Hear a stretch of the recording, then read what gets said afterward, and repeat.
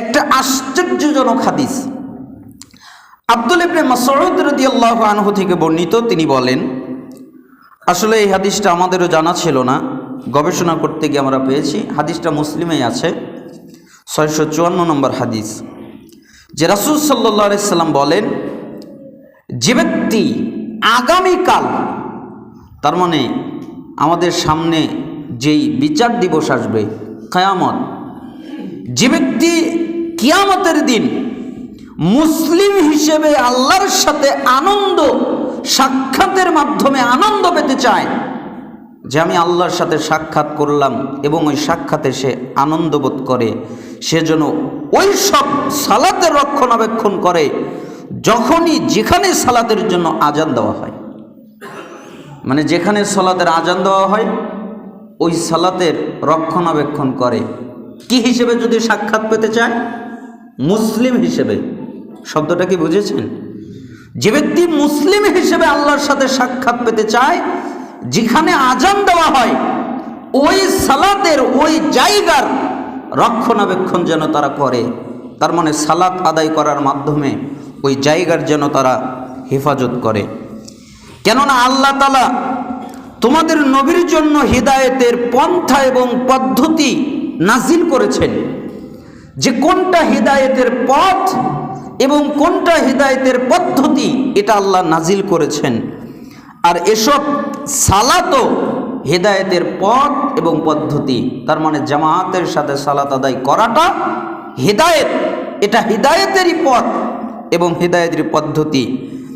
এ ব্যক্তি যেমন সালাতের জামাতে হাজির না হয়ে বাড়িতে সালাত পড়েছে, এক ব্যক্তি জামাতে সালাত আদায় না করে কোথায় পড়েছে? বাড়িতে পড়েছে।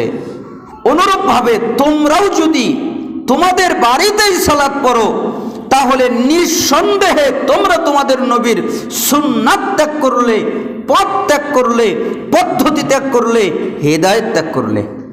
আর তোমরা যদি এভাবে তোমাদের নবীর সুন্নাত এবং পদ্ধতি পরিত্যাগ করো, তাহলে অবশ্যই তোমরা পথভ্রষ্ট হয়ে যাবে। তার মানে তোমরা যদি জামাতের সাথে সালাত আদায় না করো, তোমরা ধ্বংস হয়ে যাবে, তোমরা পথভ্রষ্ট হয়ে যাবে, তোমরা গোমরা হয়ে যাবে। কেউ যদি অতি উত্তমভাবে পবিত্রতা অর্জন করে সালাত আদায় করার জন্য কোনো একটি মসজিদে হাজির হয়, তাহলে মসজিদে যেতে সে যতবার তার পা নিক্ষেপ করবে, তার প্রতিটি পদক্ষেপের পরিবর্তে আল্লাহ তার জন্য একটা সওয়াব লিখে দিবেন। আব্দুল ইবনে মাসউদ রাদিয়াল্লাহু আনহু বলেন, আমরা আমাদের দেখেছি সর্বজন ব্যতীত মুনাফিক ছাড়া কেউ জামাতের সালাত পড়া ছেড়ে দিত না। এমনকি এমন ব্যক্তি জামাতে হাজির হতো যাকে দুজন মানুষ কাঁধে ভর করে নিয়ে এসে সালাতের কাতারে দাঁড় করিয়ে দিত। তার মানে সে একা আসতে পারত না, মানুষের কাঁধে ভর করে জামাতে শরীক হতো। আপনি যদি বাড়িতে সালাত আদায় করেন, আমি আপনাকে কাফের বলি না, কিন্তু আপনি নিশ্চিত মুনাফিক। বাড়িতে যারা সালাত আদায় করে ওরা মুনাফিক। এই ফতোয়াই পৃথিবীর হকপন্থী আলেম যারা আছেন সবাই দিয়েছেন, যে বাড়িতে যারা সালাত আদায় করে তারা নিশ্চিত মুনাফিক। তার মানে মুনাফিকরা ছাড়া মুসলিমরা, মুমিনরা বাড়িতে সালাত আদায় করে না। কোথায় সালাত আদায় করতে হবে? মসজিদে। অন্য এক বর্ণনায় এসেছে, রাসূল সাল্লাল্লাহু আলাইহি সাল্লাম ইন রাসূলুল্লাহ সাল্লাল্লাহু আলাইহি ওয়াসাল্লাম আল্লামানা সুনানাল হুদা। রাসূল সাল্লাল্লাহু আলাইহি সাল্লাম আমাদের হিদায়াতের কথা শিখিয়েছেন, যে কোন কথাগুলো হিদায়াতের। ওয়া ইন্না মিন সুনানাল হুদা সালাতা ফিল মসজিদিল্লাযী ইউআযানু ফীহি। আর হিদায়াতের কথা এবং পদ্ধতির মধ্যে অন্যতম হচ্ছে যে মসজিদে আজান অনুষ্ঠিত হয় সেই মসজিদে গিয়ে সালাত আদায় করা। তার মানে আপনি যদি হিদায়াত পেতে চান, যে আল্লাহ তাআলা আপনাকে হিদায়াত দান করুন, আপনি হিদায়াতের অনুসারী হন, তাহলে অবশ্যই আপনাকে মসজিদে জামায়াতের সাথে সালাত আদায় করতে হবে। আল্লাহ তাআলা আমাদেরকে জামায়াতের সাথে সালাত আদায় করার তৌফিক দান করুন। জামাতের সাথে সালাত আদায় করলে কি হবে? আব্দুল্লাহ ইবনে ওমর রাদিয়াল্লাহু আনহু থেকে বর্ণিত, রাসূল সাল্লাল্লাহু আলাইহি ওয়াসাল্লাম স্পষ্ট করে বললেন, সালাতুল জামাআ আফদালু মিন সালাতিল ফাযি বি27 দারাজা। কোনো ব্যক্তি জামাতে সালাত পড়া তার একাকী সালাত আদায় করার চেয়ে 27 গুণ বেশি মর্যাদা সম্পন্ন। অর্থাৎ আপনি যদি একা সালাত আদায় করেন, একা মানে এর অর্থ এটা না যে একা পড়ার অনুমতি আছে। এই হাদিসের অর্থ হলো আপনি জামাত পাননি, অথবা জামাতের সুযোগ আপনার হয়নি, চেষ্টা করেছেন, এখন আপনাকে একাই পড়তে হবে। আপনি একা পড়ে যেই সওয়াব পাবেন, জামাতের সাথে সালাত আদায় করতে পারলে 27 গুণ বেশি সওয়াব আল্লাহ আপনাকে দান করবেন। হাদিসটা বুখারীতে এসেছে 645 নম্বর হাদিস।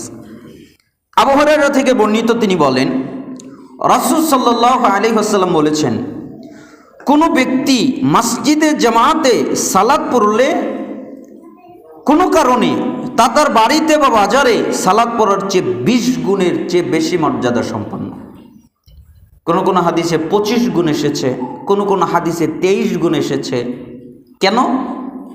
কারণ মানুষের তাকওয়ার উপরে ভিত্তি করে এই গুণ আল্লাহ দান করেন।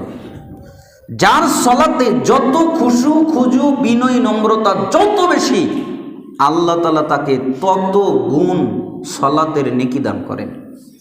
কারো জন্য 1 গুণ, কারো জন্য 5 গুণ, কারো জন্য 10 গুণ, কারো জন্য 20 গুণ, কারো জন্য 23 গুণ, কারো জন্য 27 গুণ, সর্বোচ্চ 27 গুণ পর্যন্ত সব আল্লাহ তাআলা বাড়িয়ে দেন।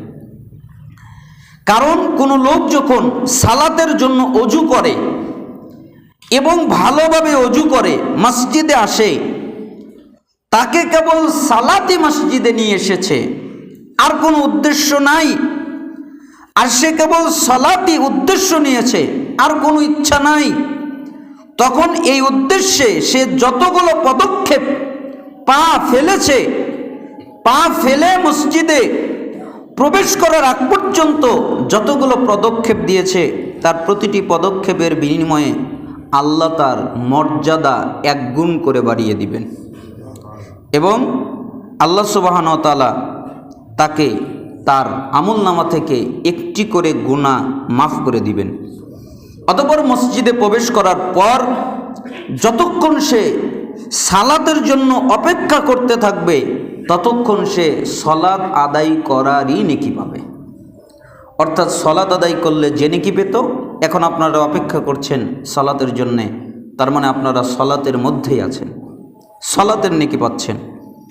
আর তোমাদের কেউ যখন সালাত পড়ার সালাতের স্থানেই বসে থাকে, যে সালাত শেষ হয়ে গেল, ওই স্থানে কিছুক্ষণ বসে থাকলো, যতক্ষণ বসে থাকবে ততক্ষণ ফেরেশতারা তার জন্য দোয়া করবে এইভাবে, হে আল্লাহ তুমি তার উপরে রহমত বর্ষণ করো, হে আল্লাহ তুমি তাকে ক্ষমা করে দাও, হে আল্লাহ তুমি তার তওবা কবুল করো।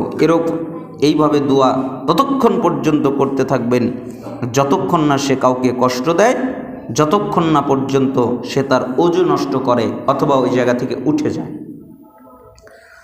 তার মানে ততক্ষণ পর্যন্ত মালাকগণ, ফেরেশতাগণ তাদের জন্য দোয়া করতে থাকবে। এই জন্য সবচেয়ে গুরুত্বপূর্ণ, সবচেয়ে জরুরি হচ্ছে জামাতের সাথে সালাত আদায় করা।